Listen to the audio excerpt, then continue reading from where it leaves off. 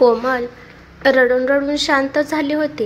आज परत यशने तिच्यावर हात उचलला होता आणि तिला बुक्क्या मारल्या होत्या व घाण घाण शिव्या देऊन तो बाहेर निघून गेला होता. 5 वर्षाची सोनाली आणि 3 वर्षाचा चेनू हमसून हमसून रडत तिला बिलगले होते. हे आता रोजचे झाले होते. यशचे असे वागणे पाहून कोण म्हणेल का हे एका सुशिक्षित आणि चांगल्या घरातील लोक आहेत. दोघांचेही कुटुंबे समाजामध्ये आर्थिक आणि प्रतिष्ठित असे होते. यश आणि कोमलचा प्रेमविवाह होता. दोघांचेही आईवडील सुशिक्षित असल्यामुळे व जातही एक असल्यामुळे त्यांच्या लग्नाला काहीही विरोध झाला नव्हता. त्यांच्या लग्नात दोघांच्याही आईवडिलांनी कशाचीच कमी केली नव्हती. उलट जास्तच दिखावा केला होता. लग्नानंतर काही दिवसातच यशचे हे रूप समोर आले होते. त्यामुळे कोमलला धक्का बसला होता. दोघांनी बरोबर MBA केले होते. कोमल आपल्या बॅचची टॉपर होती. पूर्ण प्रयत्न करूनही यश त्याच्या बॅचला दुसऱ्या नंबरवर राहत असे. दोघांमध्ये स्पर्धा असायची. यशचा मित्र निखिल नेहमी म्हणायचा, तुम्ही दोघं एकमेकांना डेट करत नाही ते खूप चांगले आहे, नाहीतर तुम्ही एकमेकांचे डोकेच फोडले असते. कोमलची मैत्रीण रितू याला जोडून म्हणायची, जर तुम्ही दोघांनी लग्न केले तर एकमेकांचा गळाच दाबचाल. सगळेजण मोकळेपणाने हसायचे आणि बोललेले सगळे हवेत उडून जायचे. माहीत नाही त्यांचे मित्र मैत्रीण असे म्हणायचे त्याचा परिणाम होता का दुसरे काही होते, परंतु हळूहळू त्या दोघांमध्ये आकर्षण निर्माण झाले. आणि जेव्हा यशवर प्रेमाचं भूत चढलं तेव्हा तो इतका रोमॅन्टिक झाला होता की कोमलचा विश्वासच बसत नसायचा की हा तोच अकडू खडूस आणि रागीट माणूस आहे. मैत्रिणी सुद्धा कोमलवर जळू लागल्या होत्या. यश प्रत्येक दिवशी कोमलसाठी नवीन सरप्राईज प्लॅन करायचा आणि सगळे पाहतच बसायचे. यश कधीच लपून छपून काही करत नसे. जे काही करायचे ते उघड सगळ्यांसमोर करत असे. त्याचे मित्र म्हणायचे, लग्नानंतर तर हा नक्कीच जोरो का गुलाम बनणार आहे. यश हसून म्हणायचा, हो भावांनो बनेल, परंतु तुमच्या का पोटात दुखत आहे? तुम्ही सुद्धा बना, पण तुमच्या बायकोचे, माझ्या नाही. आणि असे म्हटल्यावर सगळेजण हसत असायचे. कोमलला स्वतःला यशचे हे रूप फार आवडायचे. ती तर आनंदाने हवेतच तरंगत असायची. परंतु तिला कुठे माहीत होते की तिचे नशीब तिला एका अंधाऱ्या भविष्याकडे घेऊन चालले आहे. पहिला झटका कोमलला लग्नानंतर दुसऱ्या महिन्यातच मिळाला होता. 15 दिवसाच्या हनीमून ट्रिपनंतर जेव्हा ते दोघे घरी आले त्यानंतर आठवडाभर घराच्या बाहेरच निघाले नव्हते. यश तर तिला चकोरासारखे निहाळतच असायचा. त्यांची जॉईंट फॅमिली होती. घरामध्ये सासू सासरे व दीर आणि जाव सुद्धा होते. परंतु यशला यामुळे काही फरक पडत नव्हता. त्याची मोठी वहिनी नेहमी कोमलला टोमणे मारून बोलत असे. कोमल एकांतात यशला हे सांगत असे तेव्हा तो म्हणे, जे जळत आहे त्यांना जळू दे. त्या दिवशी रात्री यशच्या काकाने नवीन सुनेला स्वागतासाठी पूर्ण कुटुंबाला जेवणासाठी बोलवले होते. खूप छान सजून धजून ती यशच्या समोर आली तेव्हा यश तिला म्हणाला, हे काय घातले आहे? का काय झाले, चांगले नाही का? आरशामध्ये पाहत कोमल म्हणाली. तेव्हा यश तिला म्हणाला, हा ब्लाऊजचा इतका मोठा खोल गळा कुणाला दाखवणार आहेस? राग आला होता कोमलला, पण तिने कंट्रोल केले.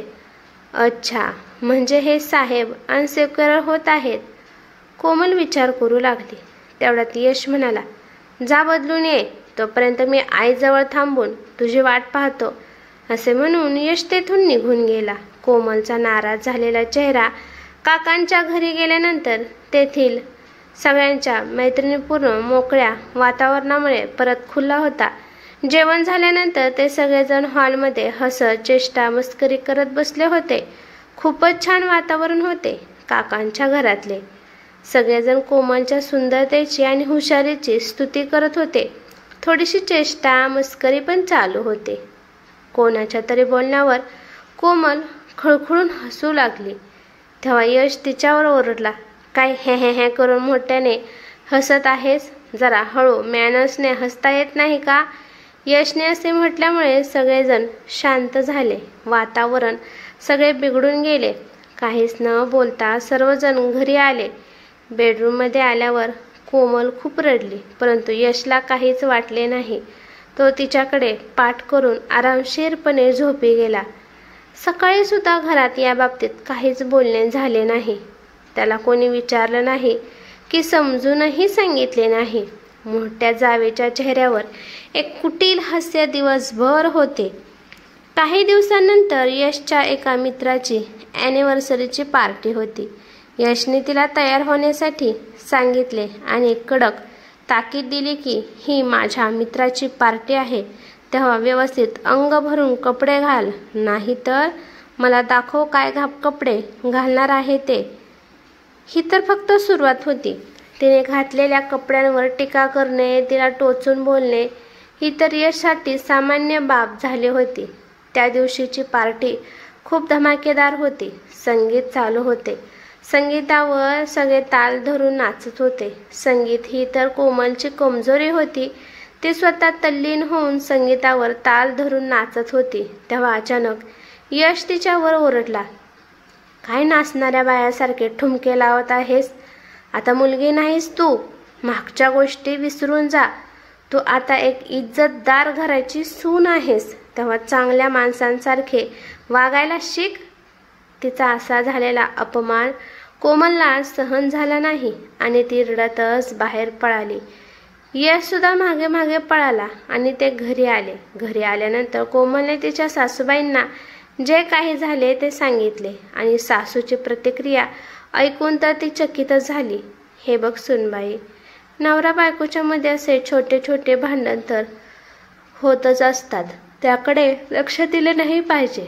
जा आणि आराम कर, असे म्हणत सासूबाईंनी तिचे पाठ थोपटले आणि तेथून निघून गेल्या. तिला त्या रात्री झोप आली नाही. सकाळ झाली की लगेच ती आपल्या माहेरी निघून आली आणि आपल्या आईवडिलांच्या प्रतिक्रियेने तर ती पूर्णपणे तुटली. तिच्या आईवडिलांनी कठोर शब्दात तिला सांगितले, हे बघ कोमल, प्रत्येक पतीपत्नीच्या मध्ये असे भांडणाचे क्षण येतच असतात, त्यामुळे वाद घालून गोष्टी बिघडण्यामध्ये काहीही अर्थ नाही. पुरुष कधी कधी रागाच्या भरात कमी जास्त बोलून जातो. छोट्या छोट्या गोष्टी मनावर घेत गेली तर स्वतः पण दुःखी राहशील आणि आम्हाला पण दुःखी करशील. आता तू मोठी झाली आहेस. स्वतःच्या जबाबदाऱ्या स्वतः सांभाळ आणि आमच्या संस्कारावर कधीही कुणाला बोट दाखवायची संधी देऊ नकोस, एवढीच तुझ्याकडून अपेक्षा आहे आम्हाला, असे म्हणून तिचे बाबा तेथून आपल्या खोलीत निघून गेले. तिने आता अपेक्षेच्या नजरेने आईकडे पाहिले. आई थोड्या वेळ शांत बसल्याने त्यानंतर म्हणाले, तू ह्या सगळ्या गोष्टी जर आपले मन हलके करण्यासाठी आमच्याजवळ बोलत असेल तर मग ठीक आहे, पण जर तुला वाटत असेल की जावे बापूंबरोबर आम्ही याविषयी काही बोलू तर तसे होणार नाही. कोमल, आम्ही तुला लाडाकोडात मुलाप्रमाणे वाढवले आहे. याचा अर्थ असा नाही की तू मुलासारखे राहावे. मुलगी आहेस तेव्हा मुलीसारखेच राहा. मुलींना थोडे दाबून राहावे लागते, सहन करावे लागते, तेव्हा कुठे संसाराची गाडी व्यवस्थित रुळावर चालते. परंतु आई, माझा सारखा सारखा अपमान करण्याचा अधिकार यशला नाही आहे. कोमल, तू स्वतः पाहिलेच आहेस की तुझे बाबा सुद्धा मला किती वेळा काय काय म्हणत असतात, पण त्यामुळे मी त्यांच्या तक्रारी घेऊन कधी माहेरी जाते का? नाही ना. परंतु आई, मी त्या घरात माझा अपमान सहन करू शकत नाही. कोमल, हे लग्न तुझ्या पसंतीने आणि इच्छेने झाले आहे. तुझ्या आनंदासाठी आम्ही हे लग्न लावून दिले आहे. आता याला निभावणे तुझी जबाबदारी आहे. अजून आम्हाला तुझ्या दोन्ही बहिणींचे लग्न करायचे आहेत. जर मोठ्या बहिणीचा असा घटस्फोट झाला तर त्यांच्या लग्नामध्ये अडचणी निर्माण होऊ शकतात. त्यामुळे 2-4 दिवस आरामात माहेरी राहा आणि त्यानंतर मात्र सासरी निघून जा. तेच तुझे घर आहे. रात्र खूप झाली आहे, तेव्हा आता जाऊन झोप, असे म्हणून आई तेथून निघून गेली. बिचारी कोमल एकटी पडली होती आणि तिला समजून घेत नव्हते. संध्याकाळी ऑफिसमधून येताना यश तिच्या माहेरी आला. काही न बोलता कोमल त्याच्याबरोबर सासरी गेले. अपमानित होण्याचा सिलसिला तर चालूच होता. आता मात्र तिला आपण स्वतः घेतलेल्या लग्नाच्या निर्णयावर खूप मोठा पश्चाताप होत होता. आपल्याकडून खूप मोठी चूक झाली आहे हे तिच्या लक्षात आले होते आणि त्यात तिने अजून दुसरी एक चूक केली होती. हनीमूनवरून आल्यानंतर भावनेच्या भरात तिने नोकरीचा राजीनामा दिला होता. कारण यश तिला म्हणाला होता, जाने मन, तू दुसऱ्या शहरामध्ये नोकरी करू लागलीस तर मी तुझ्या वियोगानेच मरून जाईल. 1-2 वर्ष असेच एकमेकांच्या सहवासात घालवू. त्यानंतर तुझी इच्छा असेल तर तू नोकरी कर. तू तर टॉपर आहेस, त्यामुळे तुला कधीही नोकरी मिळेल. विचार करत करत तिला कधी झोप लागली कळलेच नाही. दुसऱ्या दिवशी सकाळी उठल्यानंतर तिला जरा चक्कर आल्यासारखे झाले. तिला वाटले स्ट्रेसमुळे तसे होत आहे. परंतु सासूबाईंच्या अनुभवी डोळ्यांना बहुतेक सगळे समजले होते. त्यांनी तिला डॉक्टरांकडे नेले आणि तपासणी केल्यानंतर त्या अतिशय आनंदातच घरी आल्या. लग्नाला 1 वर्ष होण्याच्या अगोदरच सोनू तिच्या कुशीमध्ये खेळत होती आणि त्यानंतर लगेच 1 वर्षाने तिने मुलाला जन्म दिला होता. 2 मुलींची आई असलेली तिची जाऊ तिच्यावर जळत होती. त्यामुळे तिला छोट्या छोट्या गोष्टीवरून टोमणे मारत बोलत असे. परंतु कोमलला मुलगा असल्यामुळे सासू तिची बाजू घेत होती. परंतु बाळाची आई झाल्यामुळे तिला आता नोकरी करण्याची परवानगी या घरात नव्हती. यश तर आता दारू पिऊ लागला होता. सगळ्यांसमोर तिचा अपमान करणे हे तर आता रोजचे झाले होते. रूममध्ये एकांतात ती त्याला काही समजून सांगायला जाई तर यश तिच्यावर हात उठवत असे. मुलं घाबरून जात असत. कॉलेजमध्ये असल्यापासून यशचा एक जगरी मित्र होता. त्याचे नाव होते मंदार. ते दोघे या शहरात असल्यामुळे त्यांची दोस्ती अजूनही कायम होती. जर मंदार समोर या दोघांचे काही बी नसले तर तो कधी यशला समजावून सांगत असे तर कधी कोमलला समजावून सांगत असे. परंतु त्याचे असे सांगणे यशला आवडत नसे व त्याच्या कुटुंबाला सुद्धा आवडत नसे. त्यामुळे मंदारने आता घरी येणे जरा कमी केले होते.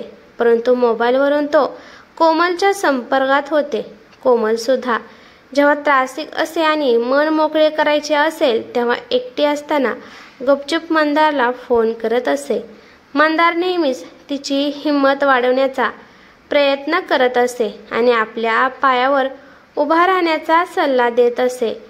त्या दिवशी मंदार घरी आला होता आणि त्याच्या समोरच यशने कोमलला शिवी दिली होती. त्यामुळे मुलांचे कारण सांगून मंदार त्याला समजावत होता. परंतु यश तर आपली सगळी बुद्धी गहाण ठेवून बसला होता. त्याने आता तर त्या दोघांच्या नात्यावरच संशय घेतला होता. अशा तऱ्हेने मोठा अपमान झाल्यामुळे मंदार तेथून निघून गेला आणि याचा सगळा राग यशने कोमलवरच काढला. आज ज्या प्रकारे यशने कोमलला मारले होते ते पाहून सोनू आणि त्याचा मुलगा सोहम थरथर कापत होते आणि ते रडायचे थांबतच नव्हते. कोमलने विचार केला की माझी मुलं आहेत आणि त्यांना असे बेकार जीवन मी देऊ शकत नाही. हे सर्व पाहिल्यानंतर त्यांच्यावर काय संस्कार होतील. घाबरलेले आणि विस्कटलेले जीवन राहील त्यांचे. आता या मुलांसाठी मलाच काहीतरी करावे लागेल. खूप मोठा विचार आणि निर्णय घेऊन कोमल भविष्यात येणाऱ्या कठीण प्रसंगांना सामोरे जाण्यासाठी मानसिकदृष्ट्या तयार होऊ लागली. तिला आता समजले होते की ही लढाई आता तिची एकटीचीच आहे. या युद्धामध्ये तिच्यासोबत कोणीही उभे राहणार नाहीये. आता कोमलला थोडे हलके वाटू लागले होते.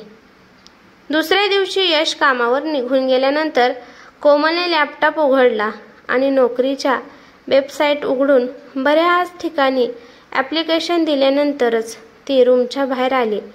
2 दिवस झाले तरी तिला नोकरीसाठी अजून कॉल आला नव्हता. परंतु ती निराश झाली नाही. कारण तिला माहिती होते की तिने केलेल्या कोर्सनंतर 5 वर्षाचे भरपूर अंतर पडले होते. त्यामुळे जरा मुश्किलीने का होईना पण नोकरी मिळेलच अशी तिला आशा वाटली आणि तिला विश्वास होता की तिची योग्यता पाहून तिला नक्कीच नोकरी मिळेल. परंतु आपण जसा विचार करतो तसे नेहमीच कुठे होते. कोमलला नोकरी लागण्या अगोदरच यशने तिच्या हातात घटस्फोटाचे पेपर दिले. आणि दुसरा धक्का तर अजून असा होता की यशने कोर्टातून मुलांची कस्टडी आपल्या जवळ मागितली होती आणि याचे कारण त्याने कोमल बेरोजगार आहे असे दिले होते. आता मात्र कोमलच्या पायाखालची जमीन सरकली. परंतु कोमलने ओरडणे शिवाय पुढच्या मार्गाने रणनीती करणे पसंत केले. तिला कोणाकडूनही सहारा मिळण्याची अपेक्षा नव्हती. फक्त तिच्या आयुष्यात एकच व्यक्ती असा होता की ती त्याला मदत मागू शकत होती. तिने मंदारला फोन लावला आणि तिची सर्व परिस्थिती जाणून घेतल्यानंतर मंदारने तिला भाड्याने घर घेऊन राहण्याचा सल्ला दिला. यश घरी येण्या अगोदरच कोमल आपल्या दोन्ही मुलांना घेऊन घरातून निघून गेली. मंदार तिच्या विश्वासाच्या पात्रतेचा होता आणि तो तिला मदत करणार याची तिला खात्री होती. मंदारने तिला त्याच्या एका ओळखीच्या ठिकाणी पेइंग गेस्ट म्हणून राहण्याची सध्याची सोय केली. मंदारने तिला माहेरी जाण्याचा सल्ला सुद्धा दिला होता.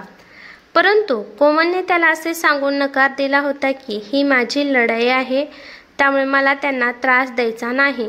संध्याकाळी यश जेव्हा ऑफिसमधून घरी आला तर या घटनेला पाहून पूर्णपणे हताश झाला.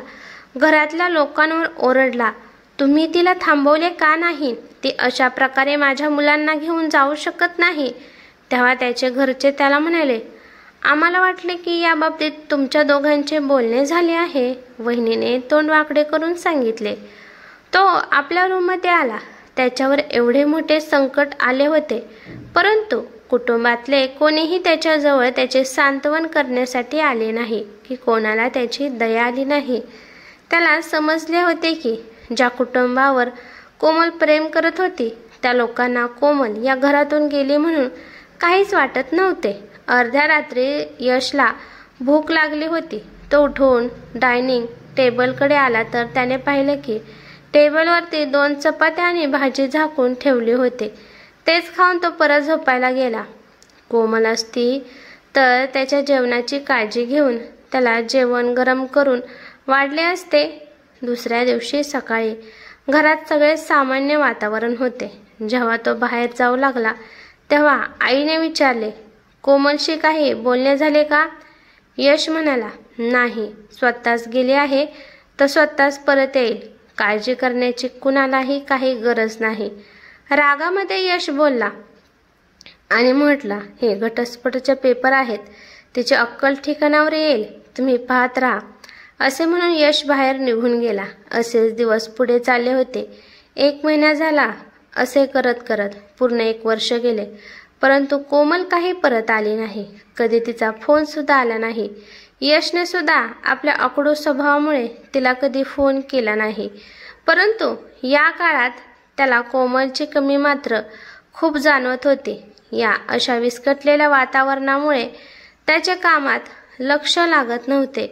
व्यवस्थित काम करत नसल्यामुळे प्रायव्हेट कंपनी त्याला नोकरीवर कसे ठेवणार?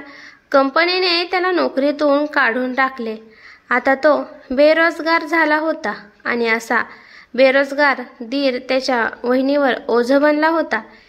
तिची वहिनी जी त्याच्यासोबत त्याच्या बायकोला टोमणे मारत असायची आणि तीच वहिनी आता यशला टोमणे मारत असायची की जो आपल्या बायकोचा आणि मुलांचा झाला नाही तो आता कुणाचा कसा काय होणार?